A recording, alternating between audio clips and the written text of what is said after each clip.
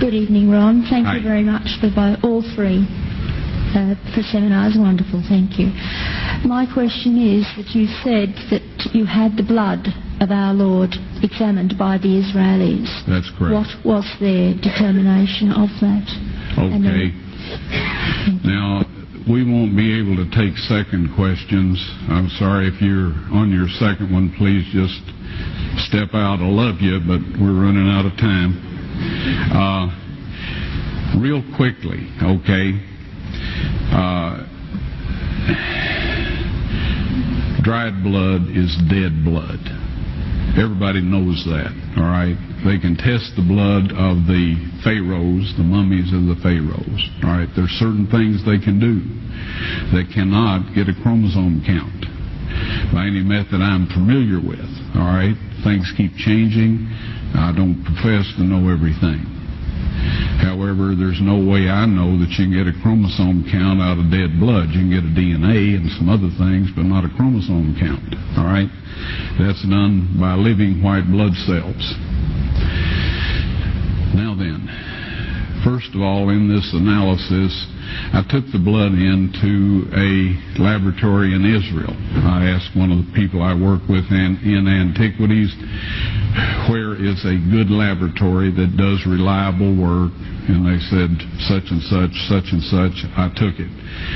I just said, please examine this blood and tell me what you can tell me about it.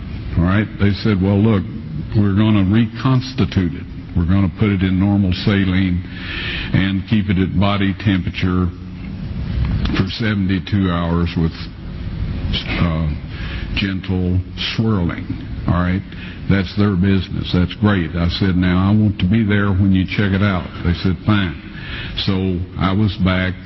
They checked it out. I said, now, they said it's human blood. We can tell that.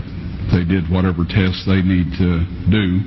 And then I said, take some of the white blood cells and put them in a growth medium and keep them at body temperature for 48 hours. And they said, well, that'll do no good because it's dead blood. I said, would you please do that for me? And they said, okay, we'll do it. So anyway, I said, I want to be there when you take it out and examine it.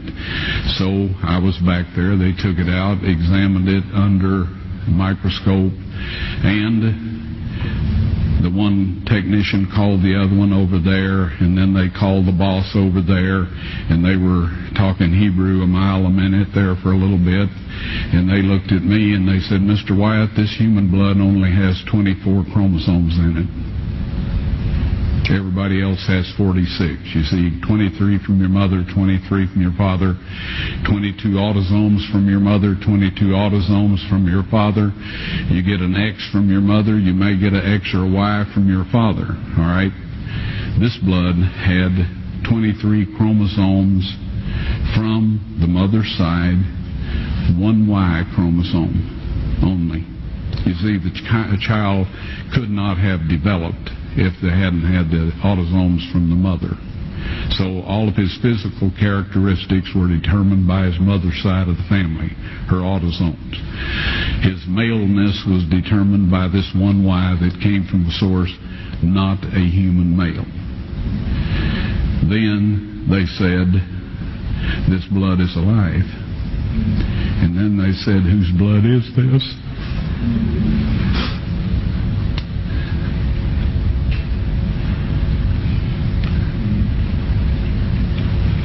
I said, it's the blood of your Messiah.